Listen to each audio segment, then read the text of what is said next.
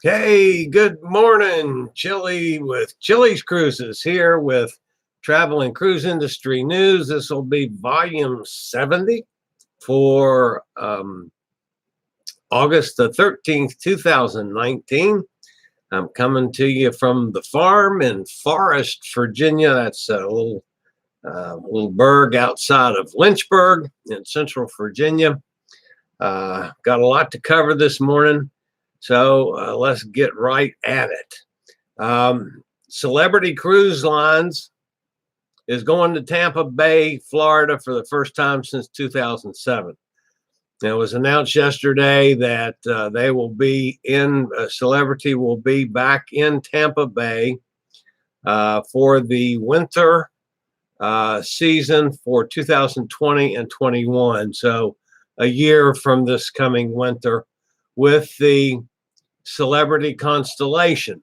Now, the Celebrity Constellation is going to undergo what they're calling a complete modernization. Now, they're not calling it the normal dry dock. They're not calling it the normal refurbishment. They're calling it a complete modernization. Now, I'm not sure yet what that means, but that's scheduled for she goes into dry dock in May of 2020. And then she'll be coming here and coming to Tampa Bay, at least in the winter of 2020 and 21. She'll be offering a series of mostly 10 and 11-day cruises to the Eastern and Southern Caribbean. Nice cruises, and Tampa Bay doesn't have, I don't think, anything now sailing that goes to the Southern Caribbean at all. So they're nice ones. The Eastern Caribbean ports of call will be San Juan, St. Kitts, St. Martin, St. Thomas, and Dominican Republic. The 11-night Southern Caribbean trek will include the three islands, Bonaire, Aruba, and Curacao, and Grand Cayman and Key West. So it's a couple pretty good cruises they're going to be offering. Now, there also is going to be a Panama Canal cruise thrown in there, and I'm not sure. I think it's going to be an 11-nighter. But anyway, there's nice cruises coming to Tampa with Celebrity Cruise Lines. Haven't been there since 2007. There's some interesting things yet to be dealt with on this situation with Celebrity. And currently, Celebrity Constellation is sailing in the Mediterranean and has schedules later this year in Dubai. My friend Bruce, traveling with Bruce, he broke this story yesterday, last night, as a matter of fact. And he said that his indication is that it's due to the political turmoil and political unrest in the region that they are redeploying the Constellation from Dubai to Tampa Bay. Now, I have not been able to find any proof of that. However, a week ago, the P&O ship was completely pulled out of Dubai for those very reasons. That's a little bit different set of circumstances because that ship flies under the British flag, and there's some direct conflicts between the countries in the region and our friends in Great Britain. So we don't know, at least I don't know for sure, if this is a situation in relation to the world conflict that's going on in that region now, or if it's just one of those chessboard moves where they're going to pull the ship out and move it. So my friend Bruce says it's because of the political situation. I have not been able to prove that, but it's something that we'll continue watching. So far, at least the information that I have, the Constellation still has cruises scheduled from Dubai starting in December of this year, running through December through March of 2020. That's when it's scheduled in Dubai next. But I don't know. That hasn't changed yet. That's still on the books. Now, it's also on the books, still current, is Dubai in 2020 to 2021, December to March, which we already know that's going to change with this announcement of Tampa Bay. So those cruises from Dubai are definitely coming off the books. So half of the Dubai cruises that are currently on the books are going to change, we know of, and it's perhaps they're going to pull the ship completely out of Dubai for this sailing season. It doesn't have, just haven't showed up yet. I don't know. I'm not sure anybody at this point in time knows, but my friend Bruce, who I have a tremendous amount of respect for, and probably has a whole lot different sources than I have in trying to confirm stories before we go on the air with them. Bruce says that that it's a complete redeployment, so which would indicate that all the Dubai cruises are going to be changed. That's what happened with the P&O ship a week ago. We'll see. So that's going to be an ongoing story. The end result of all of that is that we're going to have a nice, different ship, the Celebrity Constellation. And here comes Brat the Cat. You can hear Brat the Cat in the background, I am sure, making a little racket this morning. But anyway, the Constellation's coming to Tampa Bay. That's going to be some nice cruises. Yeah, Bubba. Hey, Bubba. Good morning, Bubba. Bubba can hear Brat the Cat, too. That'll be interesting if Brat the Cat's going to jump up here for a change. My friend Christy has been talking about Brat the Cat forever. Where are you, Cat? He's down here under the desk someplace. Come here, dumb.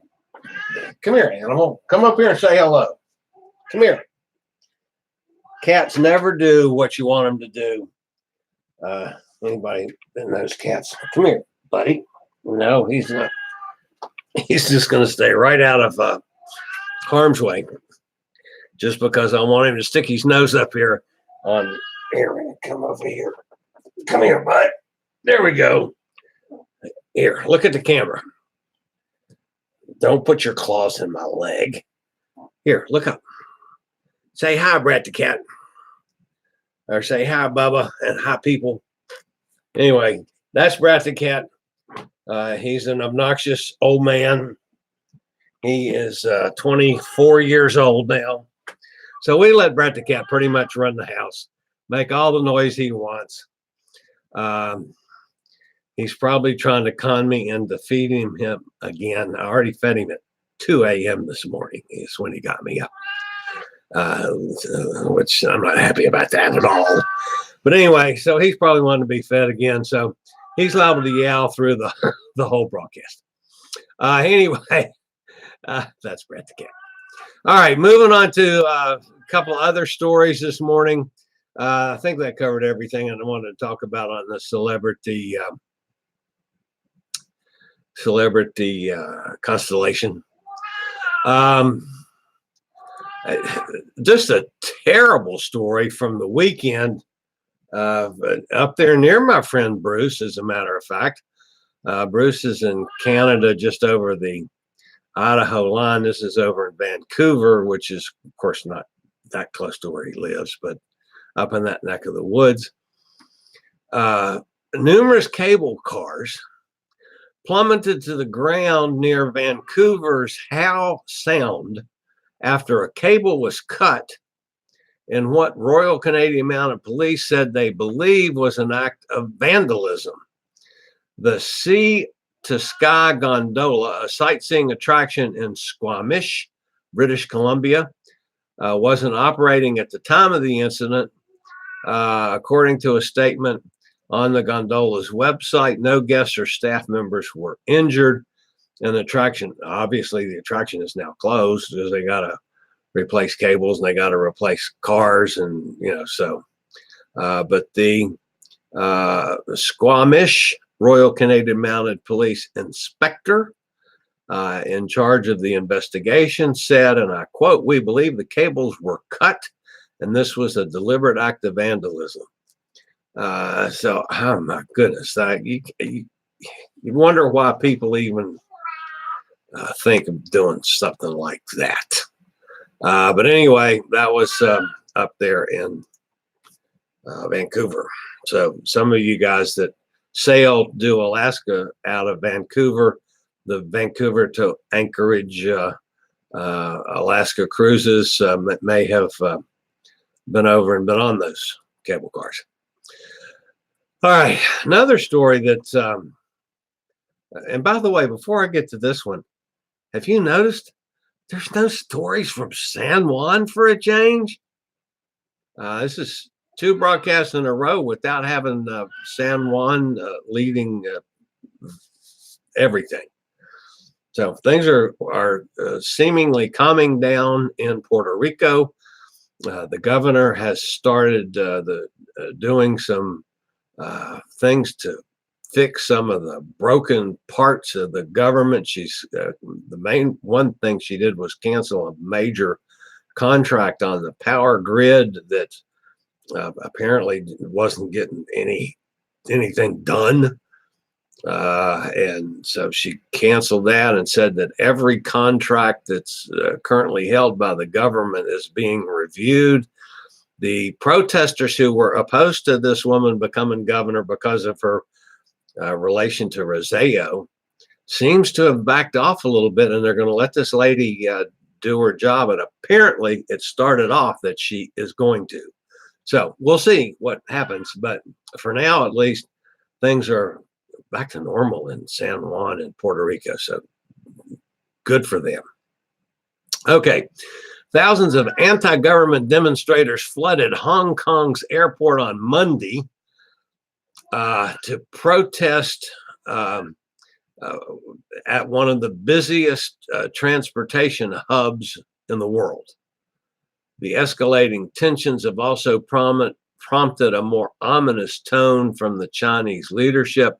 The central government on Monday condemned the protesters' previous actions, including the use of a gasoline bomb, saying they had begun to show signs of terrorism.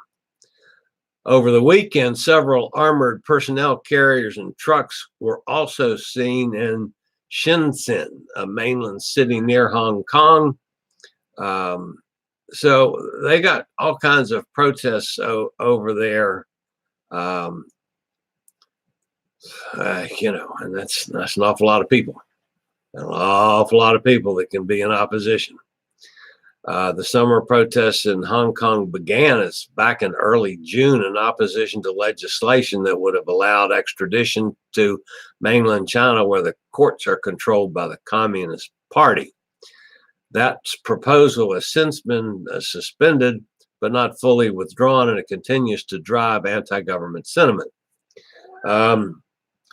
The airport said in a statement that operations were seriously disrupted. The cancellations, which continued actually into this morning, their time, which of course is almost, 12 hours behind us, 12 hours ahead of us. I get that confused, but anyway, it's about 12-hour time difference. Affected thousands of passengers through this morning at Hong Kong International Airport, which handles 75 million passengers last year. The airport said Monday that all flights have been canceled for the rest of the day, which affected some 150 departures and 24 arrivals. So, mess over there and around Hong Kong, and I don't see an end to this one. So who knows how that's going to be. I'm sure this is a story we're going to have to follow for a while. All right, 2 positive things happened. The Enchantment Princess, which is the 5th Royal class cruise ship from Princess Cruises, floated out into the water for the first time. Ceremony took place for the major construction milestone at Fincantieri shipyard in Monfalcone, Italy, and I probably mispronounced all those words. The other one from Norwegian, she'll be in the water on, what was that, August the 17th. So she's going to be floated out to start some sea trials on the 17th of August. So that's two of the new major cruise ships that are coming out this year are in the water. That's always a good sign. One other story to mention this morning. A passenger disappeared from the Sun Princess during a 5-day cruise to Okinawa. There's not a whole lot of information on this. The woman, a 41-year-old woman, was traveling with her mother and aunt. They were in some stormy seas with the typhoon that's been going on over there this past week. And the information that's out and about on this does not say whether this was an accidental thing, whether it was suicide. There's just not a whole lot of information. When they got into port, the Coast Guard officials from Taiwan boarded the Sun Princess, and they got they subpoenaed the videotapes of the woman going overboard. They did the recovery operation was successful. They were able to find the woman's body, and the Coast Guard folks, I guess, have done whatever they do forensically to try to determine what was the cause of this, whether it was criminal or suicide or accidental. But it's a good possibility that it was related to Typhoon Lakima, I believe is the name of the typhoon that was barreling through the ocean between Japan and Taiwan at the time. It's just, I guess, ironic, not ironic in a way, but that's two passengers overboard from Princess Cruise Lines in a week. The other one being, we mentioned one of the earlier shows that a gentleman went overboard from the Majestic Princess last week. So a couple sad things from Princess Cruise Lines in the past few days. Well, that about wraps it up for this morning. Let's see if I know Bubba's over here. Anybody else? Hey, Bubba. Yeah, here. Brad's the cat. Brad wants breakfast. Brad's had breakfast. Oh, Bubba's already booked on the Sky Princess in January. Nice, Bubba. That's great. Okay, that about wraps us up this morning. My schedule is going to remain the same this week through Thursday and Saturday. There's a good possibility I will continue doing the live broadcast like this at 6 a.m. I'm an early riser, and I've got a lot of busy life things going on that keeps my days are full all week. So get the broadcast out at 6 a.m. and get it up as a video for anybody else looking for it at 10. When I promoted it, I might quit calling this a 10 a.m. broadcast altogether. I don't know. As you know, I'm thinking about changing a bunch of things, but we'll see. I haven't made any decisions yet. I've been getting a lot of feedback from folks that are watching both the videos and the live broadcast, and I certainly do appreciate that. By the way, those of you, if any of you follow these kind of things, we were at 1,444 subscribers this morning, and especially if you're new to this channel and we're watching this for the first time, I really appreciate all of you. Always check out the description of the video once this goes on as a video on YouTube. And there's all links to all kinds of things like Amazon and links to Audible, which is a feature that I use a lot. And if you end up buying through my link to Amazon anything or from Audible, I make a few pennies, which helps support the channel.